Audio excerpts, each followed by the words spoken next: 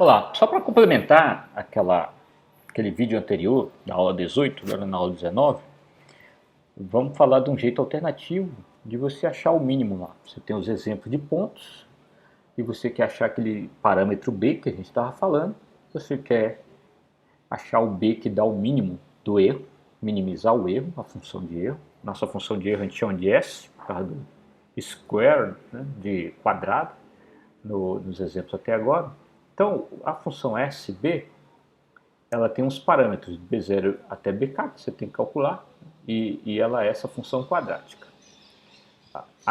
O gradiente da função B é um vetor que tem as derivadas parciais. Aqui, ó, derivada de S em relação a B0, a B1 até BK. Então, o vetor gradiente, agora a gente vai usar o vetor gradiente para tentar achar o ponto de mínimo da função, usando um método conhecido como gradiente descendente. Qual é a ideia do gradiente descendente? Você vai sortear um valor inicial, a ideia por si só é bem simples de usar, né? Você sorteia um valor inicial para os parâmetros de B, né, para os valores de B, então para os diversos parâmetros, então você vai dar um chute de aproximação ali dos parâmetros. Com esse chute você vai ter um ponto lá da curva de erro e depois você vai tentar caminhar para o ponto de mínimo. Como é que você vai caminhar para o ponto de mínimo? Você vai pegar e, dado esse chute inicial, que a gente vai chamar de B0, nota B0 aqui não é o primeiro parâmetro zero, né? Eu estou colocando aqui superescrito por isso, né? Eu vou ter o B0 é um primeiro vetor de parâmetros, é o vetor de parâmetros no momento zero. Então tem o B00, B01 até o B0K, só para não confundir. E com esse valor inicial que eu sorteei, o método começa com um sorteio aleatório dos valores dos parâmetros, eu vou calcular um novo valor que vai estar mais próximo do mínimo, usando a ideia de gradiente. O novo valor B1 vai ser o B0 menos uma constante vezes o gradiente. Isso aqui é o nabla do gradiente, o gradiente no ponto B0. Qual que é a ideia? O gradiente, na matemática, ele me diz para onde eu posso avançar numa função. Tá? O gradiente me aponta uma direção onde eu vou subir na função o máximo possível. Se eu estou subtraindo aqui o gradiente, então eu estou caminhando para a descida. É bem simples, né? Então, ao invés de somar para a direção do gradiente, eu vou subtrair. E por que essa constantezinha aqui? Essa constantezinha, ela regula os saltos. Eu estou caminhando na direção do mínimo. Se essa constante for muito grande, eu vou dar saltos muito grandes e vou avançar muito na função. Eu vou estar num ponto B0 e vou caminhar muito rapidamente para o ponto B1, vai estar distante do B0. Se eu colocar um parâmetro de avanço, né, de passo muito grande, eu corro o risco de ultrapassar o ponto de mínimo muito rápido e ir bem além dele. Se eu colocar um valor bem pequenininho, eu tenho um outro problema, eu vou demorar para chegar lá. E aí essa é a discussão que você vai ver, né, que gira em torno de aplicar o gradiente descendente. Esse é um dos parâmetros.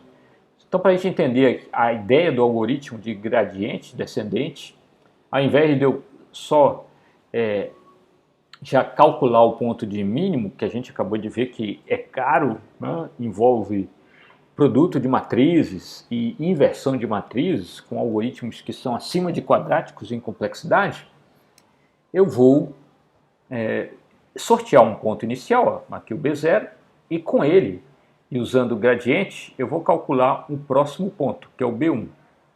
E aí vou calcular o novo ponto B1 e vou andar novamente com o gradiente, né, avançar do B1 menos a minha constante de passo, que é o meu gamazinho aqui, vezes o gradiente, e vou calcular o B2, e a ideia é que você vai caminhar até chegar no ponto de mínimo. Aqui no exemplo da nossa função de erro quadrático, né, eu ia caminhar até chegar perto desse ponto aqui. Aí, de novo, lembra que a gente falei no vídeo anterior, eu posso, com o algoritmo de gradiente, não chegar exatamente no ponto de mínimo, mas isso não faz muita diferença, dado que o conjunto, por exemplo, de amostras, se eu alterar, vai mudar o valor de mínimo de qualquer modo. Então, assim, isso é tudo muito aproximado aqui na aprendizagem de padrão, né, na aprendizagem de máquina. Então, principalmente para o nosso problema de RI, é tudo muito aproximado mesmo, não tem problema. Você só precisa achar um bom parâmetro, né, um bom ponto próximo do ponto de mínimo para os parâmetros que você quer encontrar. Né? Você quer aprender um bom ponto aqui. Então, essa é a ideia do algoritmo, você vai caminhar até o mínimo. Falando em eficiência, existe uma coisa chamada gradiente descendente estocástico, que é o que você vai usar com mais frequência do que o gradiente descendente. O que é a ideia?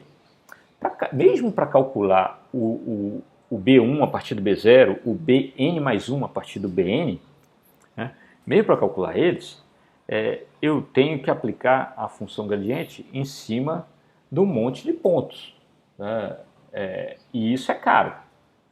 Ao invés de fazer isso, eu vou pegar só um subconjunto dos pontos. Ao invés de ter lá, por exemplo, se eu tiver milhares de amostras, eu posso pegar só algumas amostras no meu treino e calcular o Bn mais 1 a partir do Bn somente com essas amostras aqui. Então, meu caminhamento pode ser feito com base em amostras. A gente, quando faz isso, a gente diz que está usando o gradiente descendente estocástico. Com isso, você consegue calcular muito rápido o passo a um custo muito mais baixo do que ficar invertendo e multiplicando matriz. Isso reduz o custo de calcular o gradiente a cada passo e leva a uma aproximação do gradiente. Você vai acabar não chegando exatamente no ponto de mínimo com isso, mas você vai ter um resultado muito bom.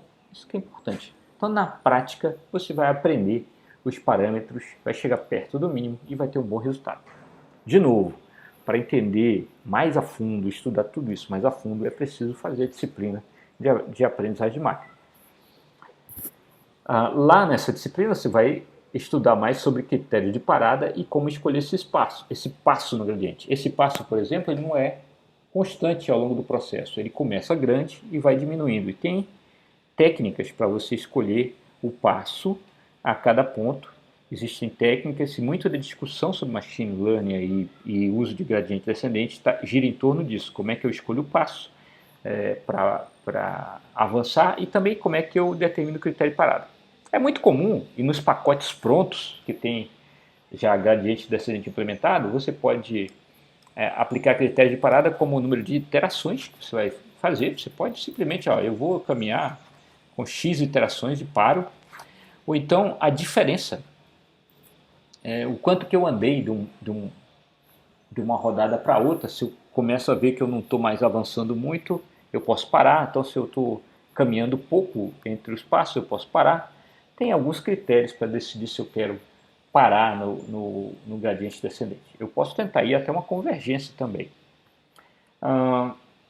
Então tem parâmetros nos pacotes de aprendizagem de máquina que você tem que estudar para decidir o que é melhor para o seu problema. Como eu falei, o passo é algo que é bastante estudado, é um dos parâmetros. Você tem quantos passos você vai fazer e também tem o quanto que você vai avançar. Aquele gamazinho vezes o gradiente, que é quanto que eu vou me mover de um B0 para um B1 para o B2, a cada iteração eu mudo o valor do gama e uso isso ao invés de ser um valor de gama constante. Então o passo pode e deve cair à medida que avançando no algoritmo. Há estudos mais aprofundados sobre isso, você tem que ler, e inclusive para a área onde você vai aplicar, né, vale a pena ler, procurar literatura para saber o que andaram fazendo. Então experimente parâmetros e opções dos pacotes onde tem o gradiente descendente implementado. Só para ter uma ideia de como essa área tem estudos, aqui tem um exemplo de um paper que eu dei uma olhadinha hoje na hora de fazer o vídeo, paper antigo, achei coisa também mais recente. Então esse pessoal aqui, eles têm um estudo sobre a otimização do gradiente descendente para você convergir mais rápido, é o OGM. Né? Então aqui é um estudo relacionado a como convergir mais rápido, como avançar mais rápido para encontrar o resultado do B, né? Minimizar o B. Um estudo aqui relacionado justamente à evolução do passo. Então assim, o passo é importantíssimo na hora de aplicar gradiente descendente e é importante que você procure material sobre isso. Tá? Ou, é importante, de novo, faça a disciplina para estudar isso mais a fundo também. Bom, então esse vídeo era bem curtinho, só para dar ideia geral do gradiente descendente. Por quê? Porque os métodos que a gente vai ver de aprendizagem de máquina vão usar esse conceito também de gradiente descendente. Por hoje é só.